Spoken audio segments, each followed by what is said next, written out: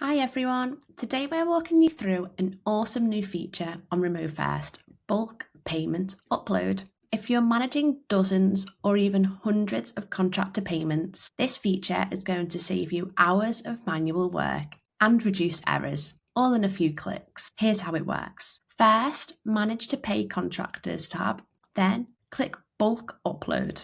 This is where the magic happens. This feature is only available to owners, team admins, finance specialists, and payroll managers. Basically, anyone managing large payment runs. Step 1. Prepare your CSV file. Make sure it includes email, payment amount, currency, start date, and end date. Clean data and accurate emails are key to avoiding errors. Next, click Select File, choose your CSV, and click Next. The system will automatically check for any errors in your file, like invalid emails or incorrect amounts. Step 2. Map your CSV columns to the required fields. Your column names don't need to match exactly. Just tell the system which column contains the email, amount, currency and dates, then click Next. Step 3. Validation. RemoFirst checks emails, amounts, currency codes, and dates to make sure everything is correct.